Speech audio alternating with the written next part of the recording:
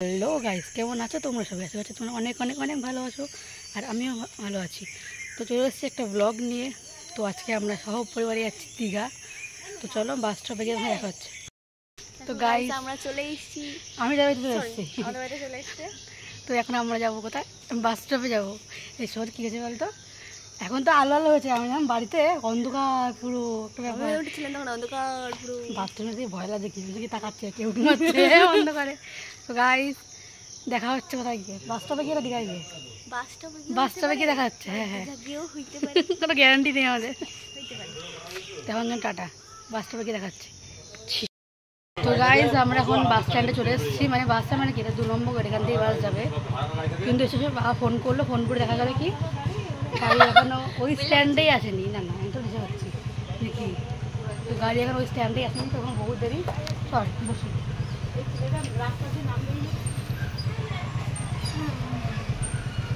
ভেঙে গেল না বসলে গাড়ি কোথায়?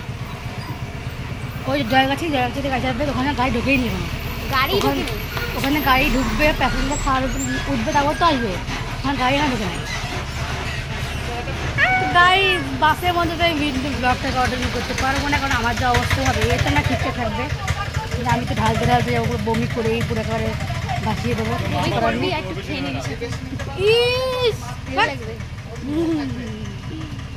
তো একেবারে দীঘায় নেমে বাস স্টপে নেমে তারপর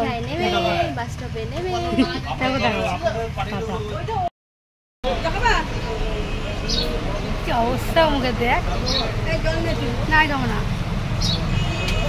তো গাইস ফাইনালি বাস থেকে নামানো অনেক কষ্ট করে যাবো।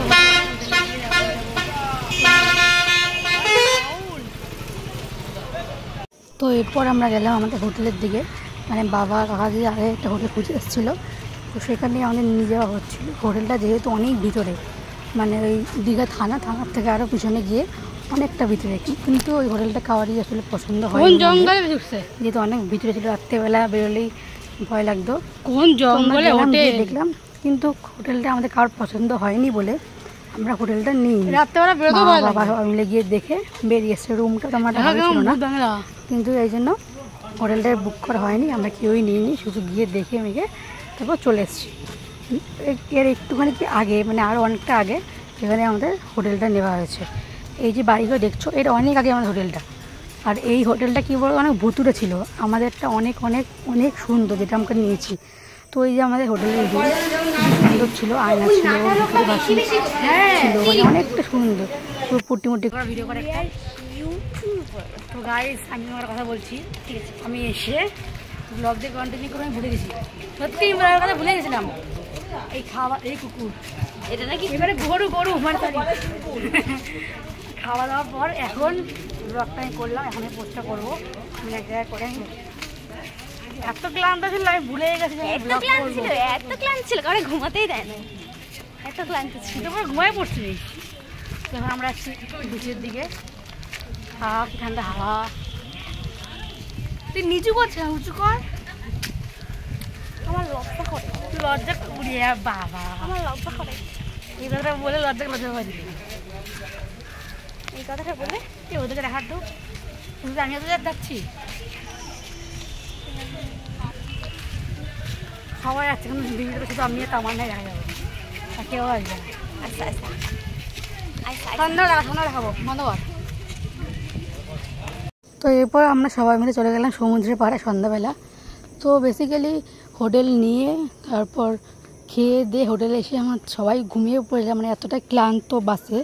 তো তারপর এখানে যখন আসলাম সমুদ্রের ধারে, মানে এত ঠান্ডা হাওয়া ছিল, মানে মনটা পুরো ভরে গেছিলো, কিন্তু এত পরিমাণে জোয়ার হচ্ছিলো যে মানে নিচেই নামা যাচ্ছিলো না। তো আমরা সবাই মিলে পাড়ে বসেছিলাম, আমি পাথরের উপর দাঁড়িয়ে ছবি তুলছিলাম। আমি খেয়াল করে নিয়ে ভিডিও হচ্ছে, আমি ভুল করে ভিডিও থাকি পর্যন্ত আমার আবার বারণ করলো আমাকে। তারপর খিদা পেয়েছিল, তাই জন্য গেলাম একটা রেস্টুরেন্টে। তো ওখানকার খাবারের যা দাম বাবা গো, রেস্টুরেন্টে গেলাম, ওখানে নাকি বলে ভেজ চাও 80 টাকা আর চিকেন চাও নাকি 90 টাকা। ভাবা যায় এত দাম দিয়ে নেবে, ব্যবসা কি হতে পারে বাবা। চিকেন চাও নাকি 90 টাকা। তো সবাই আমি দাঁড়িয়েছিলাম, বাবা কাকা গেছিলো 2 প্লেট আনতে, যেহেতু সবারই মোটামুটি খিদা পেয়েছিল, তাই জন্য।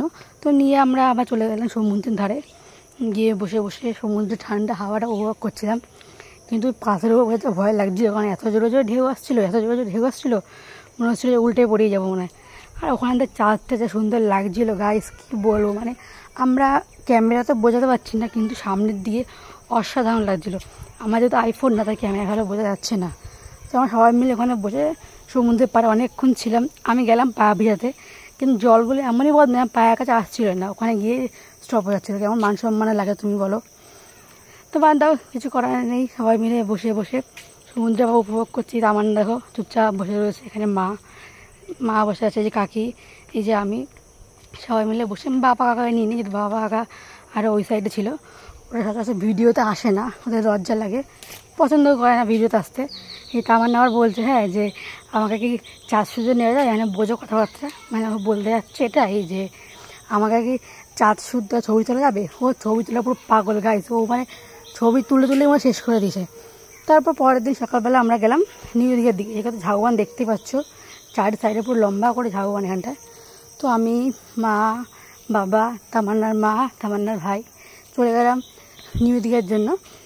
বাবু কাকা যায়নি, কাকা যেহেতু ঘুমিয়ে পড়েছিল হোটেলের মধ্যে, তাই জন্য কাকা যেতে পারেনি, তাই আমরাই গেছিলাম কয়েকজন। তো আমরা গিয়ে তোমরা দেখতেই পাচ্ছ যে ওয়েদারটা কতটা সুন্দর। তাছাড়া এখানে সাইডে ওই যে বলে না সবাই যে পুরীর মন্দির হচ্ছে ইস্কন মন্দির, তো হ্যাঁ এই যে সেই ইস্কন মন্দির তৈরি হয়নি এখনও, হচ্ছে, অনেকটা কাজ বাকি, আর অনেকটা এরিয়া নিয়ে এটা তৈরি হচ্ছে যা দেখলাম আমরা। আর খুব সুন্দরও লাগছে, মানে এখন বলতে গেলে পুরীতে হয়তো যেতে হবে না, যারা মনে করে যে কম খরচে আসবে তারা দীঘায় এসেই মানে ইস্কন মন্দির দেখতে পারবে। তো চারিপাশে এই জায়গাটা না এত সুন্দর, চারিপাশে পুরো বন টাইপের, আর মাঝখান থেকে রাস্তা যাওয়ার জন্য। তো চলে গেলাম নিউ দীঘায়। তো সত্যি কথা বলতে আমার ওল্ড দীঘার থেকে নিউ দীঘাটা অতটা ভালো লাগেনি, ওল্ড দীঘাটা বেশি ভালো লেগেছে। কারণ সবাই বলে নিউ দীঘাটা নিয়ে বেশি সুন্দর, বাট আমার অতটা মনে হয়নি, আমার নর্মালি লেগেছে। হ্যাঁ সুন্দর, খারাপ বলবো না, বাট আমার কাছে ওল্ডটাই ঠিক আছে। তো আমরা গেলাম সমুদ্রের দিকে, কিন্তু আমার ভাগ্যটা এতটাই খারাপ, তখনও জ্বর হচ্ছিলো, ফলে নামতে দিল না জলের মধ্যে। তো আমার পাড়ে দাঁড়ায় সেই মজাটা উপভোগ করতে হলো, কিন্তু নেমে যে মজাটা, সেই মজাটা কোথায় উপভোগ করতে পারলাম। ফালতু বলতে গেলাম নিউ দীঘায়, জল তো নামতে পারলাম না। কিন্তু এখানে আকাশটা এত সুন্দর লাগছে, তোমরা দেখতেই পাচ্ছ, দেখো পুরো মনে হচ্ছে তুলোর মতন আকাশটা, কী অবস্থা মুখে দেয়। তো গাইস আমাদের ঘোরা শেষ, মানে ঘোরা শেষ বলতে কালকে সকালে আমরা এসেছিলাম, আর এখন দুটো দিন থাকলাম, আজকে রাতে থাকবো। তো কালকে সকালে বেরিয়ে যাব। তোমরা হয়তো ভাবছো যে ভিডিওতে আমরা ঘুরতে এসেছি, কিন্তু স্নান কি করিনি, বা সব ব্লগ করেছি, সব জায়গায় ভিডিও করেছি, ফটো তুলে, সমুদ্রে গিয়ে স্নান করার জন্য ভিডিও ফটো দিইনি। হ্যাঁ এটা দিইনি, কারণ ব্লগ করে 2000 ঢেউ ছিল, ওই ঢেউ যদি আমি ফোন নিয়ে যেতাম, বাই চান্স যদি ভিজে যেত, আমার তো আইফোন না যে কিচ্ছু হবে না, পুরো 12টা বেজে যেত। বললাম ঠিক আছে, তোরা দেখাবো গাইস, দেখবে একটা জিনিস,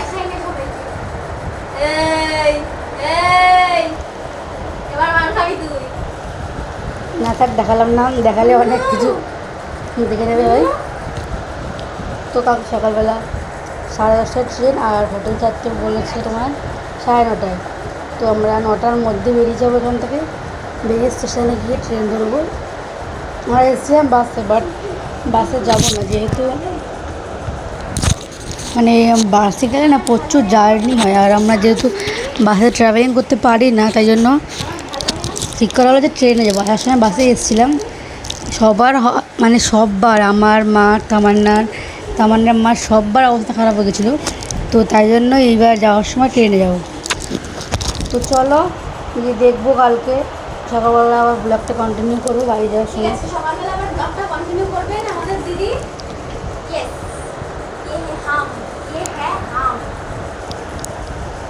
কয় নেবে তু? তো তোমাদেরকে আমি এটা ফ্রিতে পরামর্শ দিচ্ছি, জানি তোমরা নেবে না, তাও দিচ্ছি।